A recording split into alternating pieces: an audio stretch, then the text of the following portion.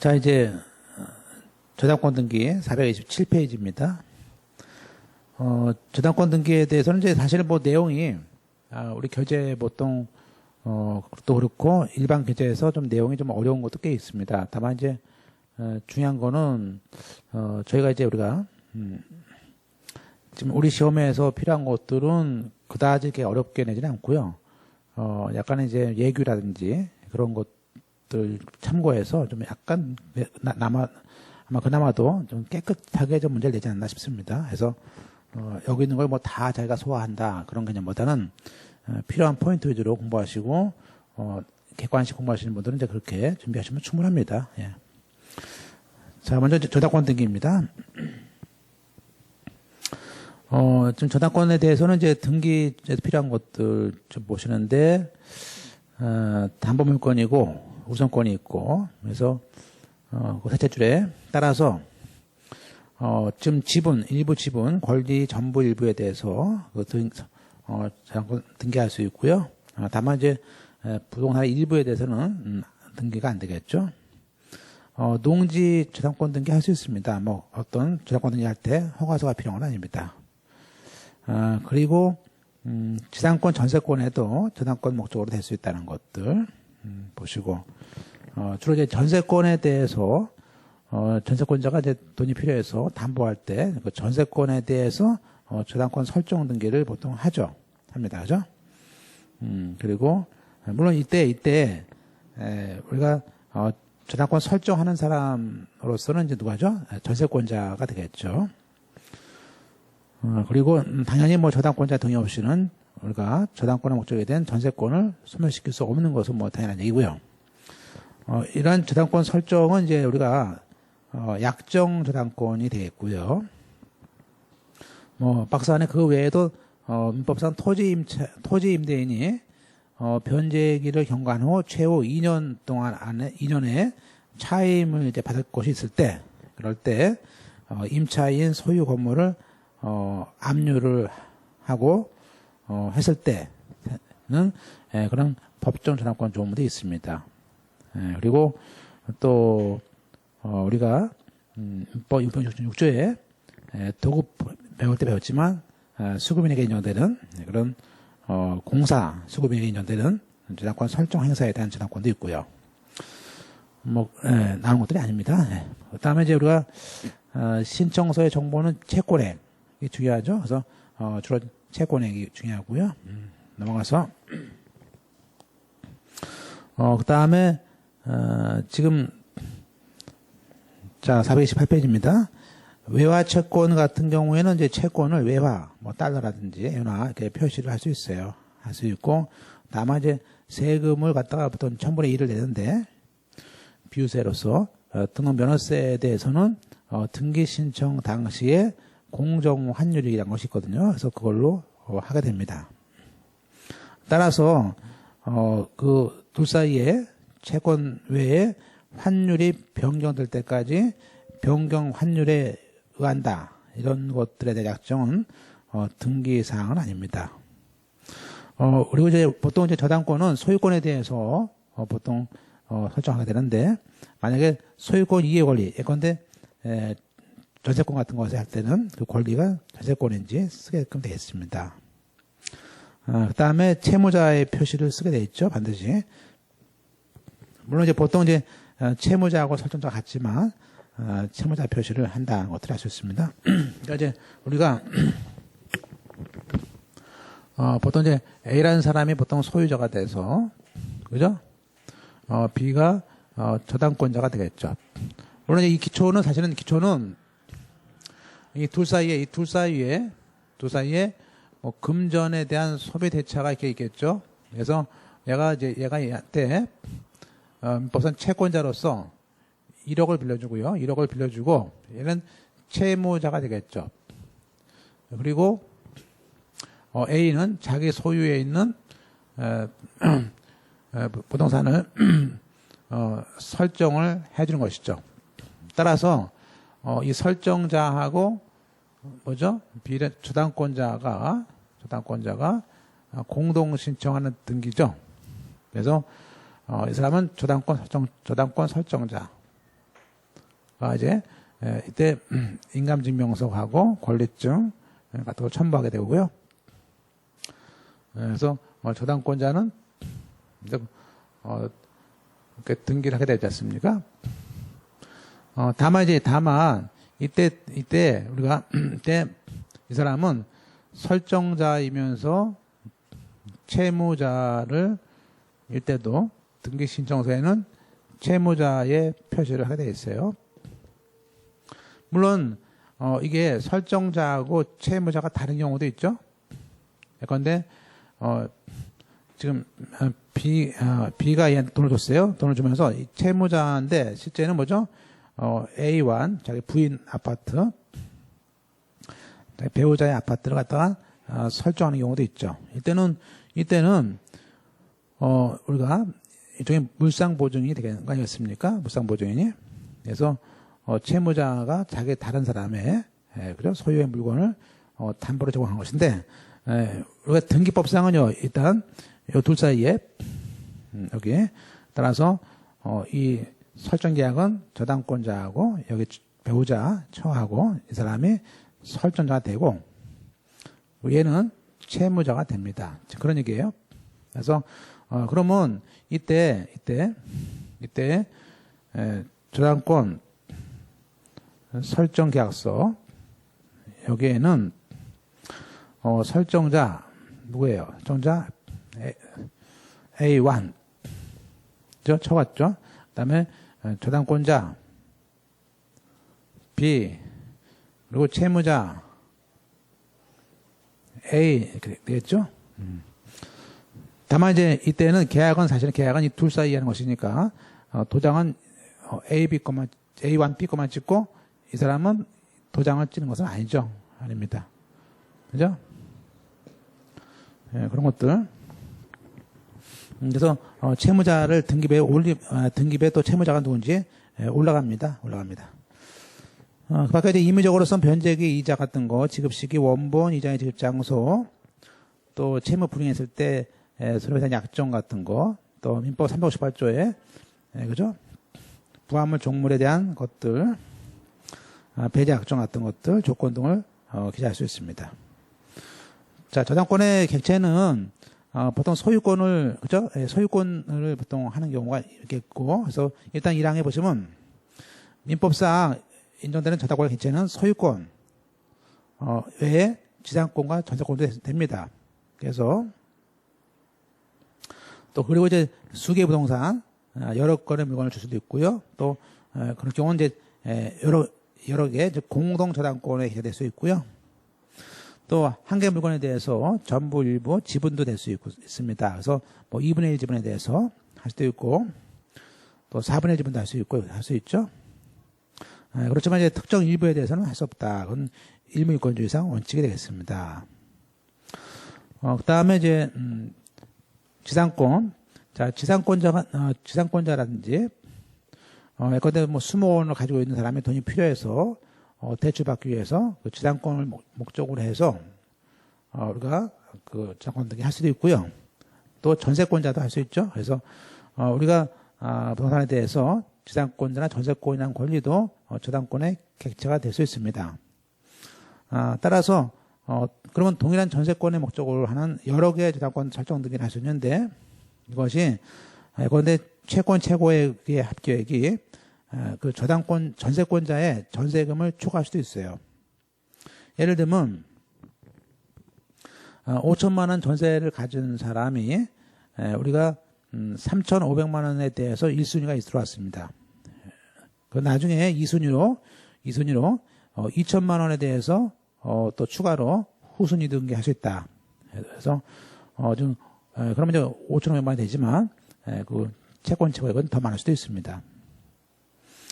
그다음에 이제 이번에 존속기간이 만료된 지상권과 저당권, 전세권에 대해서는 저당권 설정 등기를 할 수는 없습니다. 다만 이제 건물의 경우에는 법적 여신이 있기 때문에 이때는 우리가 전세권 변경 등기를 연장 등기를 해가지고 설정할 수 있다는 것을 알 수 있고요. 자, 그다음에 저당권에 효력을 미치는 등기는 이제 우리가 보통 이제 부합물 종물에 당연히 미치게 되는데 민법상 나와 있죠. 그래서 부합물은 일단 저당권이 되어 있으면요, 거기에 증축된 건물이라든지 부속 건물 수목에도 미치는 것이고, 따라서 이번에 이러한 예컨대 건물을 증축했을 때 기존 건물에 있는 저당권의 효력은 그 증축된 건물에 대해서, 그죠? 당연히 미치기 때문에 별도로 그 범위를 늘리는 변경 등기는 신청할 필요가 없습니다. 할 수 없습니다. 그죠? 자, 그리고 3번에, 그러면 기존 건물에 대한 변경 등기에 맞서야 되는데, 무슨 얘기냐면, 기존 건물에 대해 있는 저당권의 효력을, 새로운 건물로 이렇게, 우리가, 했을 때는, 그때는 미치지 않지 않습니까? 그때는, 신축 건물에 대해서, 보존 등기한 다음에, 저당권 등기를 추가로 이제 해야겠죠. 이건, 3번의 이제 부합물은 아니겠죠. 그 다음에 이제 종특 권리는 이제, 주로 이제, 대지권 문제죠. 그래서, 구분 건물에 대해서 저당권을 했는데, 나중에, 그 건물 소유자가 사후에 대지권을 이제 얻었습니다. 그러면, 그 전용분에 대한 대지권이 똑같은 소유자라면은, 그 별도의 등기하지 않아도, 그 사후 대지권에도 계속 미치는 것이죠. 그 다음에 이제 그 얘기가 이제 부합물 종물의 얘기입니다. 따라서 이제 토지도 밑에 그 종전 토지에 대해서 있던 저당권도 나중에 환지를 해가지고 땅이 더 늘어났다 하더라도 그 늘어난 분에 대해서 당연히 전체에 미치는 것이다. 등기 안 해도. 다음에 이제 우리가 4번에 지분에 대한 등기도 가능하다. 그래서 3분의 지분 그런 등기 할 수 있다. 것이고요. 일단 이제 우리 시험은 사실은 이제 보통 이제 저당권에 대해서 한 두세 개 나오는데 여기서 이제 배우는 거 많지만 일단은 실제는 근저당권에 대한 것들이 나오고요. 그 경우에도 이제 몇 가지 예규가 또 있으니까 그런 거 한 두 개를 보시면 될 것 같습니다. 자, 6절에 근저당권에 대한 것을 보여주고 있습니다. 보세요. 일단 법의 75조에는 일단은 제목이 저당권에 대한 등기다 되어 있어요. 그래서 거기에 저당권 등기할 때 1호부터 거기 이제 8호까지 이렇게 쭉 나와 있고요. 다만 이제 볼만한 것은 이제 거기 보시면 1항 단서에 그런 말을 합니다. 3호에서 8호까지는 약정사항이다 말을 해요. 그래서 변제기, 이자, 원금, 지급 장소, 또 채무 불이행을 했을 때 손해배상 약정도 할 수 있고, 특히 7번이 중요하죠. 7번은 358조 약정, 단서 약정. 이게 뭐냐면 민법에 원래 358조는 뭐예요? 저당권의 효력은 부합물과 종물에 미치는데 그걸 미치지 않겠다. 즉 저당권이 나중에 생기는 부합물과 종물에 미치지 않겠다는 약정을 했을 때는 그걸 등기부에 기재할 수 있습니다. 그 다음에 이제 2항을 펼치시고, 요게 근저당권에 대한 조문이에요. 자, 근저당권은, 다음과 같은 사항을 기재 하는데, 우리가 1호부터 4호까지 있지 않습니까? 그래서 채권 최고액을 기재하게 되어 있고요. 또 채무자의 이름과 명칭을 기재하게 되어 있고, 그리고 민법 358조, 즉, 부합물, 종물, 배제 약정 들어있고요. 이제 그러면서 이제 우리가 그 당시에 존속기간이라는 걸 집어넣습니다. 그래서 근저당권의 경우에도 이제 우리가 보통 근저당권의 경우는 존속기간이라는 것을 집어넣었다 알 수 있습니다. 물론 계약했을 때겠죠. 그래서 요 3호, 4호는 약정이 있을 때만 하는 겁니다. 그 다음에 이제 1항에 규칙 131조에 저당권 등기에 대한 신청 절차가 있습니다. 그래서 1항에 저당권이든 근저당권이든 그런 설정 등기 신청할 때는 이러한 그 규정된 75조에 규정된 사항들을 정보원에서 제공해라 등기소에.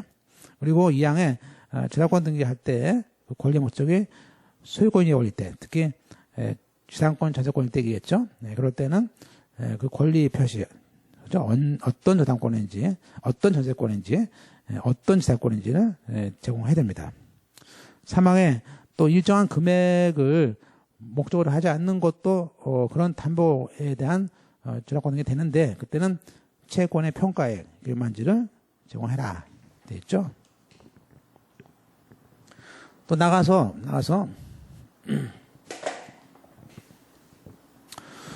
규칙 132조에 저당권에 대한 질권의 규정이 또 있습니다. 그래서 우리가 저당권에 또 그걸 또 담보 잡기 위해서 권리증권자가 또 있는데 그때 신청할 때는 질권에 대한 담보가 어떤 저당권인지 그죠?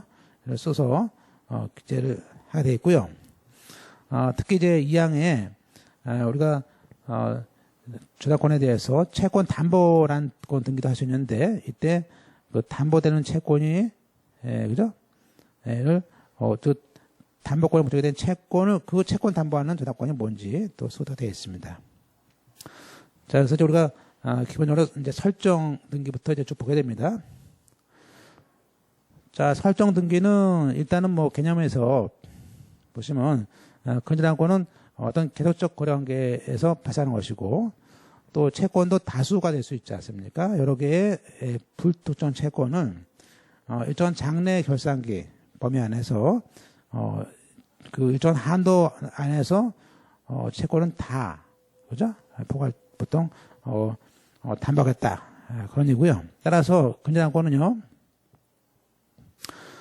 채권이 우리가 보통 저당권 같은 경우와 달리 그 채권의 부정성이 요구되지 않습니다. 따라서 그 얘기는 채권이 없더라도 일단은 0이더라도 저당권만 될 수 있다는 그런 뜻이겠죠. 따라서 근저당권에 대한 설정 등기를 할 때는 근저당권의 뜻하고 최고액, 채무자, 또 뭐였었죠? 약정사항도 등기할 수 있다. 존속기간. 다음에 이제 따라서 이제 이때 근저당권에 대해서는 우리 선례가 다수의 불특정 채권을 장래 결산기에 채권 최고액까지 담보하는 것이고 이러한 설정 등기할 때는 우리가 다만 저당권자가 이제 다수라도 지분을 기재를 하지 않습니다. 그리고 저당권의 개체는 이제 소유권이 제일 많겠지만 전세권자나 또 지상권도 기재가 된다. 자, 신청서 기재는 아까 봤듯이 특히 그때 존속 기간을 넣기로 했던 것들을 주의해 보셔야 될 것 같고요. 그다음에 채권 가격, 아까 외화 채권 같은 것들, 외화 채권의 경우에는 외화에 대한 환산 금액 병기인데 환산 가격 자체를요 등기부에 기재하는 것은 아니다. 또 보시고. 자, 이제 그러면 외국 통화로 표시되어 있는 그 저당권의 채권 최고액을 국내 통화로 바꾸는 등기가 됩니까? 라는 것이에요. 그래서 우리가 뭐 가능하다는 얘기겠죠. 그래서 결론은 가능하다. 볼 수 있는데 보시면 이제 채권 최고액에 대해서 그 외화로서 통화로서 등기됐을 때 그 통화의 표시를 국내 통화로 바꾸는 그 근저당권 변경 등기가 가능하다. 이것은 권리 변경 등기인데 문제는 뭐냐면요. 이 후순위 저당권자가 있었을 때가 문제가 되겠죠. 그때는 그 손해가 될 수 있으니까 그의 선납서를 받아가지고 와라. 받아가지고 오면 부고 등기를 해주겠다. 그래서 다만 선납 안 했을 때는 주등기를 해주겠다. 그런 스토리예요. 왜냐하면 이제 이런 우리가 이제 통화가 바뀜으로써 그 변제의 시점에서 후순위자가 이제 불리하게 될 수 있으니까 가져와서 하라 것들 알 수 있습니다.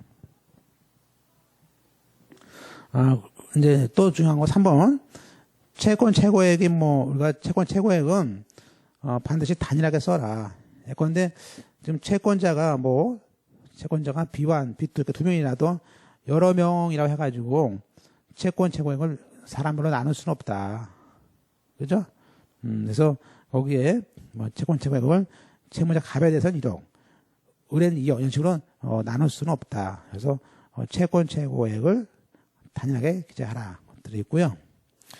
그 다음에 근저당권을 우리가 분할할 수 있느냐에 대해서 예컨대 그것도 안 되는 거죠. 그런데 보시면 맨 밑에 보시면 채권 최고액이 지금 52억인데 그죠?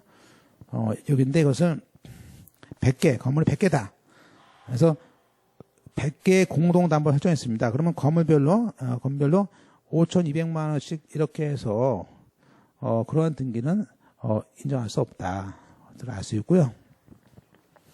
그 다음에 아까 5번처럼 전세권자는 자기 전세금을보다 더 많은 채권 채권의 등기가 가능합니다. 봤었고요. 그 다음에 4번에 채무자를 써라.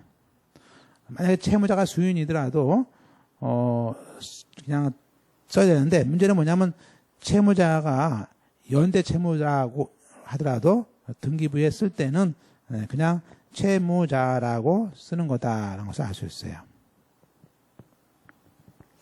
또한 어음 할인, 대부, 보증 이렇게 여러 가지 원인에 의해서 일체의 채무를 다 담보를 하는 그런 근저당권 등기도 가능하다 알 수 있고요. 그 다음에 이제 우리가 그러면 이제 라번에 근저당권이라는 것에 대한 지분을 기재했습니다. 안 된다고 했었습니다. 안 된다고. 그래서 우리가 근저당권은 이제 장래에 가야만이 그죠? 그 장래 결산까지 그 채권 최고액을 담보하는 것이기 때문에 우리가 일정한 지분이 얼마인지를 그죠? 정할 수는 없는 거 아니냐. 그 다음에 이제 근저당권 설정 실행, 등기부의 실행 기재하는 거 435페이지입니다. 자, 물론 등기의 목적은 이제 채권 설정이고요. 채권 최고액 쓰고 저당권자 쓰게 됩니다. 여기에는 이자가 포함되어 있기 때문에 근저당권의 경우에는 이자에 대한 사항은 기재를 하지 않습니다. 자, 이제 또 하나 더 보시면 이제 우리가 근저당권에 그러면 근저당권의 피담보 채권이 예컨대 뭐 2억이다. 그러면 이것이 채권 최고액이 그러면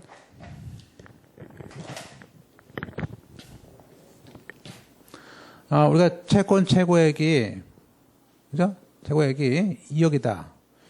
그러면 실제 결산기에 가서 지금 채권 최고액 등기부상 최고액이 2억이라 하더라도 이 2억 범위 내에서 채권이 증감되겠죠. 그죠? 그래서 다 갚을 수도 있고요. 그래서 그러면 우리가 요때 가서 그러면 언제 가서 이 채권 최고액이 그 금액이 확정될 것이냐. 네. 보통은 이제 결산기 예컨대 이 결산기가 다 끝나서 보니까 1억 9천만 원이더라. 그러면 그 결산기 때의 금액이 1억 9천으로 피담보 채권액이 확정된 것이겠죠. 그죠? 그래서 따라서 이제 이 채권의 확정 시기는 결산기나 존속기간 도래해야 되는 것이다. 또 아니면 이제 중간에 돈을 못 내서 해지했을 때 그 해지 대시다. 또 아니면 이제 4번처럼 우리가 쭉 봐왔지만 4번, 5번은 뭐죠?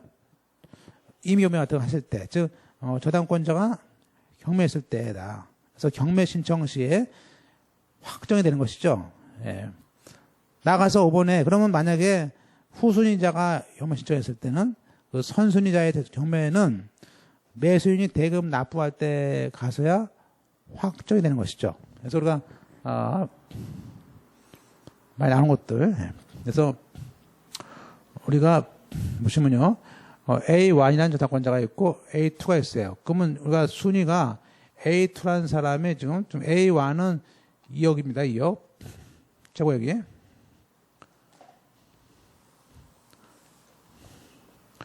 그러면 이게 선순위고 후순위겠죠.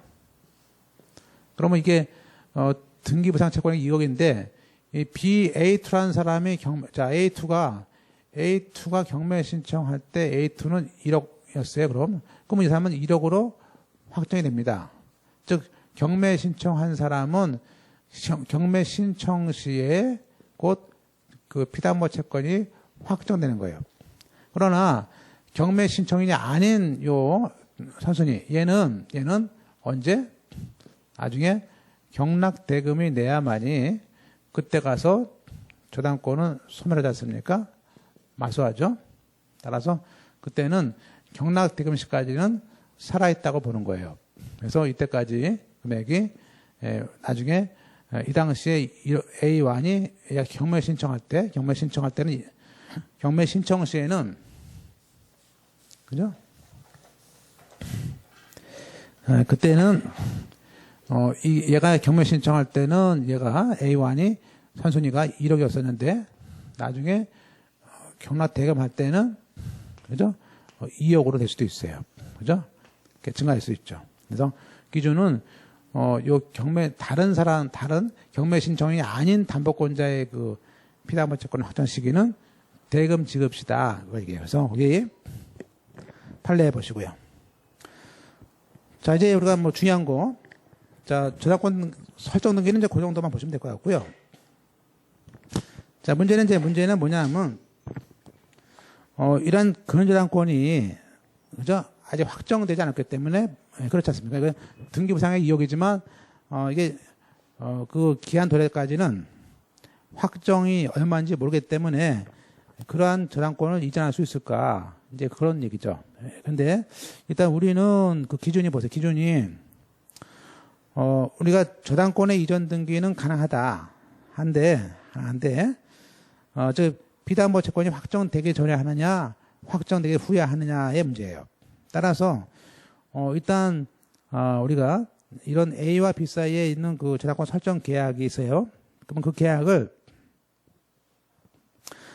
그런데 그 B라는 저당권자가 그 채권을 양도할 수 있느냐, 또 일부 양도할 수 있느냐, 그런 얘기입니다.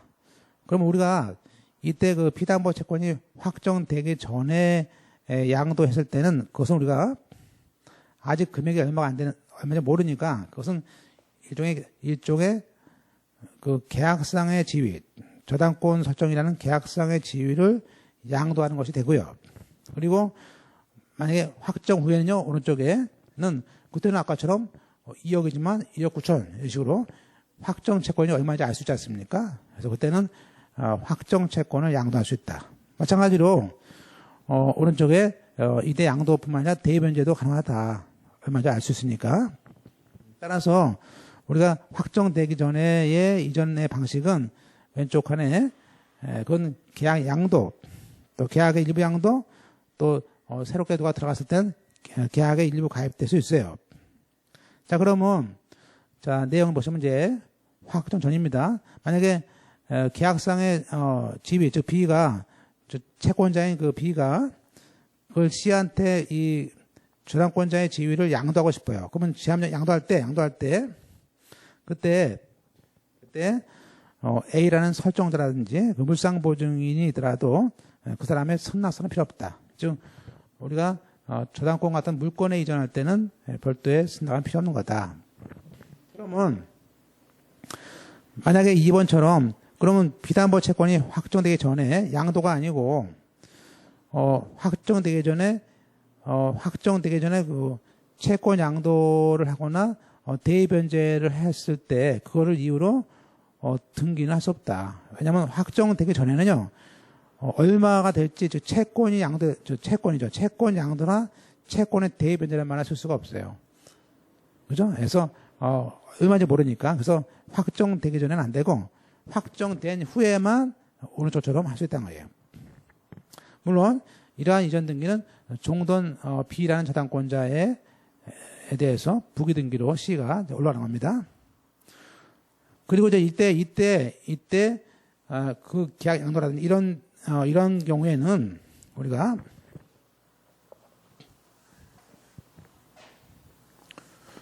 보시면 이제 우리가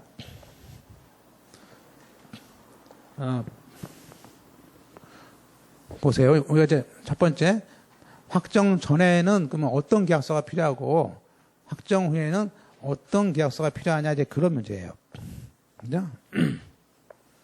자, 보시면 우리가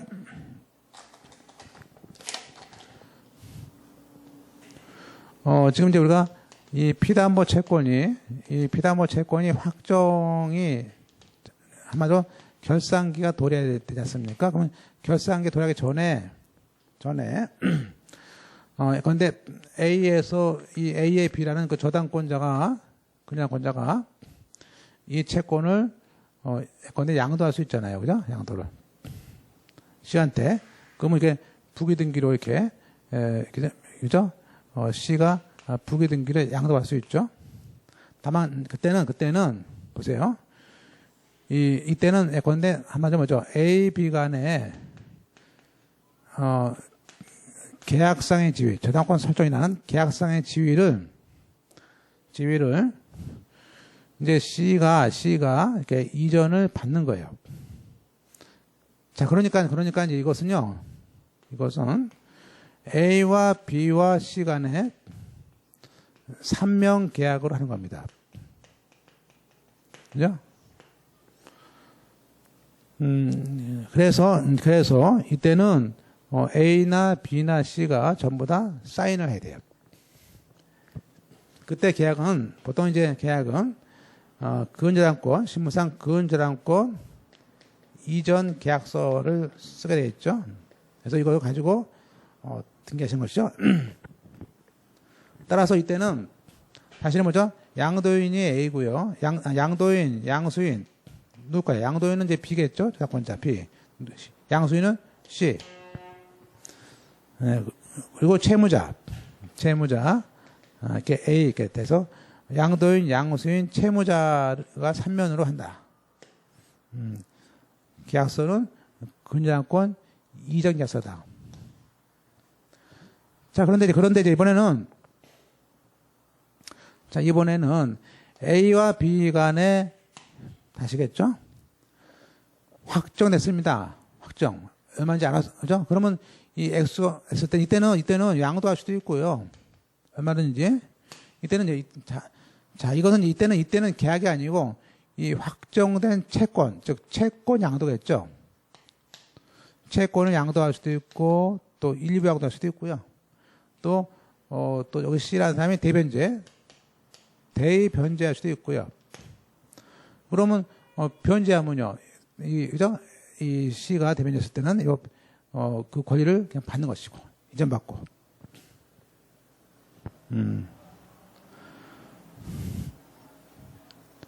똑같이 이때도 우리가 근저당권 이전 계약서를 쓰겠죠. 그죠?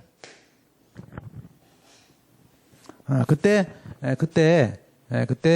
누구 동의는 필요 없는 건 똑같습니다. 똑같고, 다만 이때는 양도인하고 양수인만 쓰는 것이지 채무자와는 저 3명약이 아닙니다. 둘 사이에 양도인과 양수인 간의 계약이지 3명약은 아니죠. 그런 얘기들 할 수 있습니다. 자, 그래서 우리가 보시면 이제 다시 돌아와서 435페이지에 보시면 피담보 채권이 확정된 후에는 양도 대변제 등이 있는데 1항의 저당권자와 양수인 또 대변제자가 양도에 따른 이전 등기에 준해서 근저당권 이전 등기를 할 수 있습니다. 물론 이때도 설정자가 물상보증이라든지 소유자라도 그의 승낙서는 필요 없습니다. 물론 이제 이때는 저당권 이전 등기에 대해서는 항상 부기 등기로 넘어가는 것이고 종전의 저당권자인 B는 이제 주말을 하게 되겠죠.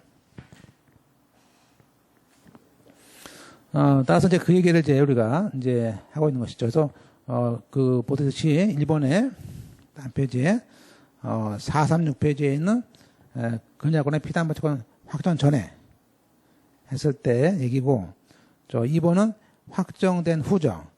피담보 채권이 확정된 후에는 그 원인이 확정 채권이죠. 채권 양도, 채권 대변제란 말을 쓰는 것이고, 그 외에 확정되기 전일 때는 계약상의 지위를 쓰는 거예요. 그 다음에 이제 그것은 사실은 우리가 뒤에 보는 예규에 자세히 또 나와 있습니다. 그래서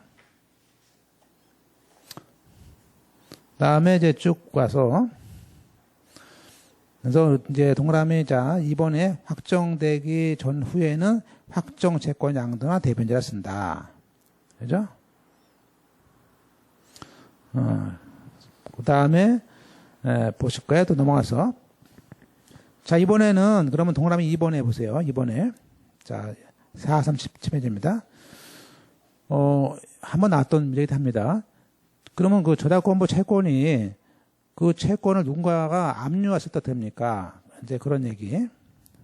그때는 똑같이 그 채권 압류했을 때는 저당권도 같이 이전돼서 전부 채권자가 이전 등기에 대한 촉탁 등기를 해서 넘겨올 수 있죠.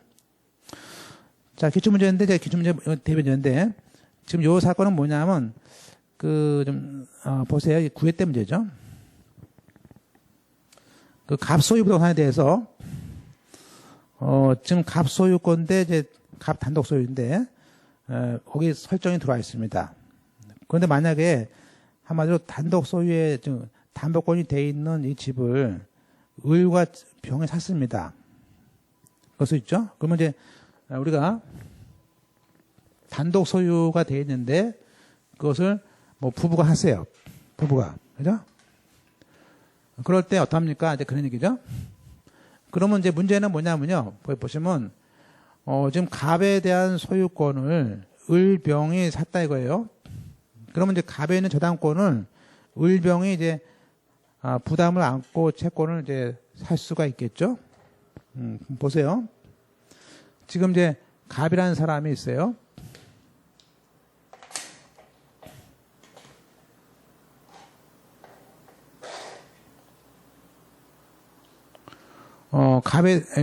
근데 여기에 지금 대출이 있습니다. 좀 저당권이 이렇게 있을 거 아니에요? 그냥이.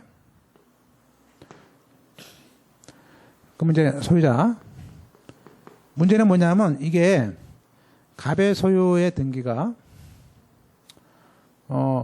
지금 을하고 병이 샀단 말이에요. 2분의 1씩. 그러면 이제 우리가 만약에 그럼 원래는 저당권이 그대로 똑같이 넘어와야 될 텐데 지금 을이 이 돈 전부를 변제를 한 겁니다.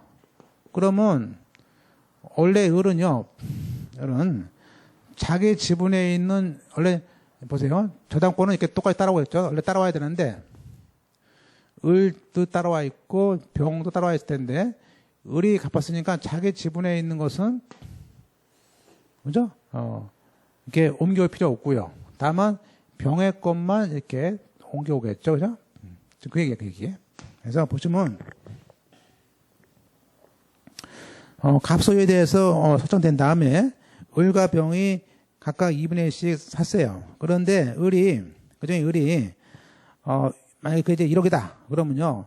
그 채권 전액을 자기 5천만 원이 아니고 1억 전액을 갚은 겁니다. 그러면 을은 자기 지분에 대해서는 더 이상 이제 저당권 등기로서 필요 없으니까 변제로 소멸했으니까 근데는 저당권의 목적이 병의 지분만 남아 있는 거죠. 그죠? 이렇게 해서 목적을 병의 지분권로만 고치면 된다. 그리고 채권 최고액도 뭐죠? 아까 1억이 아니고 자기가 갚은 2분의 1 뺀 병이 부담할 금액으로 하는 변경 등기를 해야 된다. 그래서 그러한 등기는 대의 변제를 한 것이니까 대의 변제에 따른 근저당권 이전 등기를 하라. 그런 스토리입니다. 그 다음에 이제 선례 하나 더 보시죠. 그러면 우리가 대의 변제를 했습니다. 내가 1억, 지금 1억을 보세요. 원래 지금 대의 변제를 내가 1억 했어요. 1억. 그러면 1억 했으면 등기부에다가 1억을 대의 변제했다라고 써야 되죠. 근데 이제 이것은 뭐냐면 자기가 1억을 갖다가 변제했지만 등기부에다가 적게 7천만 원으로 이렇게 7천만 원으로 가풍을 봐가지고 그 7천만 원에 대해서만 저당권 일부 이전 등기가 가능하다. 그런 스토리입니다. 그래서 물론 그것은 이제 약정이 있었겠죠. 그래서 가능합니다. 박스는 뭐냐면 박스는 보통 저당권 이전 등기하고 근저당권은 보통 똑같은데 저당권 같은 경우는 이제 저당권은요 보통 채권 양도라는 말을 써서 이제 기재하게 되고요. 다만 이제 밑에 보통 저당권의 경우에는 준공유를 할 때 저당권자별로 그 지분 등기가 가능합니다. 그러나 근저당권의 경우는 써놓으세요. 지분에 대한 등기를 하지 않습니다. 근데 이제 실무는 거의 99%가 저당권이니까 근저당권은 지분 등기 안 합니다. 자, 이번에는 이전 등기하면서 또 이제 그렇게 둘이서 약정으로 옮길 수도 있지만 포괄 승계로 넘어갈 수도 있어요. 그래서 보시면 이제 3번처럼 좀 저당권자인 B가 죽었다든지 그래서 B가 상속이 되거나 사망해서 또는 B가 이제 회사다. 어떤 은행이 합병되는 등의 경우가 생길 수 있죠. 이렇게 법률상 당연히 계약상의 결의로 이렇게 옮겨오는 것도 있다. 그러면 우리가 넘겨서 그러면 이제 은행의 경우에 합병이 되거나 그렇게 되는데 다음 페이지입니다. 438페이지입니다. 그러면 합병으로 인해서 지금 B 회사에서 그죠? 이게 B 회사가 C로 넘겼을 때 그때 이전 등기를 해야 됩니까? 그런 얘기죠. 지금 보시면 보세요. 우리가 이제 합병을 해서 그것이 뭐 존속 합병이든 흡수 합병이든 신설 합병이든 지금 합병을 해서 존속하는 회사 또는 합병을 해서 신설되는 회사 갑이에요. 그러면 이때 합병이라는 것은 그 소멸된 회사의 권리 의무, 즉 소멸 회사가 가지고 있던 저당권도 같이 떠안는 거 아니겠습니까? 따라서 갑 회사는 을 회사의 권리 의무의 포괄 승계인이니까 그때 갑이 소멸된 을 회사 명의 저당권 등기를 이전 등기를 할 수가 있습니다. 그러나 이것은 법률에 의한 당연히 이전되기 때문에 별도로 나중에 이전 등기를 하지 않고도 구태여 저당권 행사 경매를 넣을 수는 있습니다. 그런 뜻이에요. 그죠? 자, 이번에는 우리가 이번에는 이런 얘기죠. 자, 선례는 자, 이제 우리가 선례가 뭐가 될까요? 그래서 갑에서 을에서 병으로. 자, 갑 회사와 을 회사가 합병, 흡수합병이죠. 그래서 소멸되고 얘는 존속됐어요. 그래서 흡수합병 됐습니다. 그러면서 보통 이제 합병하면서 보통 또 상호를 바꿔요. 상호 바꿉니다. 병이야. 그러면 우리가 여기에 있는 저당권 등기를 그죠? 그대로 이렇게 옮겨올 수 있죠. 그런데 이때는 이때 갑에서 을로의 저당권 등기가 이제 저당권자가 이제 지위가 갑에서 을 저당권자가 바뀌는 거 아니겠습니까? 이렇게 이전 등기를 하고 또 다시 또 이렇게 또 합니까에 대해서는 실제 이제 여기서는 바로 직접 이렇게 바뀐 회사로 할 수 있다. 최후로. 그래서 보시면 선례에서 을 회사가 갑 회사를 흡수해서 또 상호를 병을 바꿨을 때 합병을 통해서 갑 회사에서 최후인 병 회사로 이전 등기는 할 필요가 있다. 즉 할 수 있다. 그런 얘기죠. 그러면 그때 보세요. 그럴 때 셋째 줄에 보시면 따라서 을에서 병으로 뭐 별도로 표시 변경, 상호 변경 같은 것들을 할 필요는 없다. 그래서 곧바로 그냥 갑에서 병으로 이전 등기를 하면 되는 것이지 별도의 표시 등기는 필요 없다. 것들을 알 수 있습니다. 따라서 이제 이것은 합병일 때 얘기고요. 자, 비교할 것은 우리가 상법상 뭐가 또 배웁니까? 조직 변경도 할 수도 있죠. 우리가 이제 거기 조변은 근데 주식회사가 유한회사로 바뀌었을 때 이때는 이제 권리 주체가 이제 똑같다고 봅니다. 따라서 종전에 가지고 있던 유한회사의 저당권을 우리가 바로 그죠? 바뀌었던 주식회사로 이렇게 유한회사 주식회사로 옮기는 것이 아니고요. 그때는 이전 등기하는 것이 아니라 그냥 조직 변경을 원을 해가지고 저당권자에 대한 명인 표시 변경 등기를 하면 됩니다. 그래서 우리가 합병의 경우는 이전 등기하지만 조변 같은 경우에는 변경 등기한다 정도를 반드시 알아주시면 되겠습니다. 자, 그 다음에 이제 우리가 신청 정보의 내용입니다. 내용은 이제 보통 신청서에는 보통 당연히 근저당권은 채권이 가면서 같이 하지 않습니까? 그래서 신청서에다가 근저당권은 채권과 같이 이전한다라고 씁니다. 자, 물론 이것은 등기부에는 올라가지 않습니다. 그리고 이제 각종 이제 저당권 이전 계약서를 내는 것이고요. 그 다음에 이제 쭉 가서 선례가 2010년도 관에 있죠.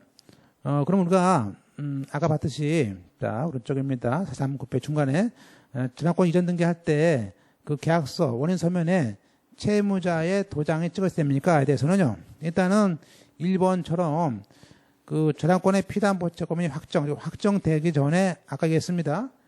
지금 요거죠. 확정되기 전에 이런 저당권 이전 계약서일 때는 양도인, 양수인, 채무자까지 쓰지만 확정된 후일 때는 양도인, 양수인만 쓰고 채무자는 나란히 필요 없죠. 그래서 그 1번 1호처럼 보세요. 교재. 이런 확정되기 전에 계약 양도에 대한 등기는 양도인, 양수인, 채무자 3명 계약을 하게 되는 것이고 그 계약서인 근저당권 이전 계약서에다가 당연히 채무자 도장 찍지만 2번처럼 확정된 후에 넘어갈 때는 그때는 채무자 날에는 필요 없다. 그것들을 알 수 있습니다. 그리고 이제 끝으로 거기 분할 합은 똑같은데요. 분할이란 경우는 원래 분할이라는 것은 분할 그죠? 분할로 인해서 분할된 회사가 종전의 권리를 또 이전받지 않습니까? 네, 그런데 만약에 그런 분할 계약서에 분할로 해서 이전되는 그 저당권이 뭔지가 특정이 안 됐을 경우가 있습니다. 그럴 때는 분할되는 회사하고 분할로 분할한 회사가 근저당권 이전 어떤 근저당권이라는 확인서 그 확인서를 가져와라는 뜻이에요. 그래서 아시고요. 넘어가겠습니다. 그리고 이제 넘어가서 440 페이지에 이러한 저당권의 이전 등기는 그렇죠. 부기 등기로 하는 것이고요. 물론 이제 이 양의 계약의 양도라든지 또 확정 채권 양도에 따라서 이전 등기할 때 종전인 저당권자 B의 지위는 주말을 하겠고요. 물론 일부 양도일 때는 일부 양도, 일부 계약가의 일부 대변자일 때는 종전의 B를 남겨놔야겠죠. 그래서 주말하지 않습니다. 그리고 3번에 일부에 대한 양도 대위도 양도하는 금액이 예컨대 1억 중에서 추천만이다 그러면요. 자기가 양도한 금액, 그 대변자 금액, 그 금액만을 등기부에 기재를 하게 되겠습니다. 자, 지금까지 봤던 것들이 이제 우리가 여기서 지금 2012년 예규 1475에 있는 예규입니다. 그래서 간략히 보면요. 일단은 이번에 2조에 설정 등기가 있습니다. 그래서 거기 보시면 채권 최고액을 단일하게 써라 라는 게 그런 스토리고 이 양은 채무자가 수인이더라도 단순히 연대 채무자라도 채무자라고 쓰라는 얘기예요. 그리고 3조의 근저당권의 이전 등기는 1항에 확정되기 전일 때는 우리가 거기 보시면 1호에 그건 기본계약상의 지휘자이기 때문에 그 다운표 보시면 전부 양도일 때는 계약 양도, 일부 양도일 때는 계약의 일부 양도, 또 새로운 사람이 들어왔을 때는 계약의 가입이라고 써서 그런 원인을 등기 원인을 해가지고 저당권 이전 등기하라라는 것이 스토리이고요. 또 이번에는 따라서 그러한 등기할 때 설정자가 물상보증인이나 재함축자도 선납서는 필요 없다라는 것이고 자 오른쪽 페이지 3번에 이런 근저당권의 피담보 채권이 확정되기 전일 때는 이때는 채권 양도나 대변자 가능하니까 가능하지 안 되니까 확정되기 전에는 그 채권이 얼마인지 모르겠습니까? 그때는 양도나 대변제로 이전 등기를 하면 안 된다. 별쳐놓으시고 잘 보시고 따라서 그때는 확정된 후에 하게 되는 2항으로 갑니다. 2항으로. 따라서 1호에 보면 그러한 그 근저당권의 피담보 채권이 비로소 확정이 돼야만이 양도나 대변제가 된단 말이에요. 그래서 그때의 원인은 확정 채권 양도, 확정 채권 대변제로 쓴다. 또 그리고 이제 4조는 잠깐 줬다 보겠습니다만 채무자 변경이 되는 경우도 있다는 것이고요. 그래서 4조와 5조는 좀 이따 보겠습니다. 역시 6조도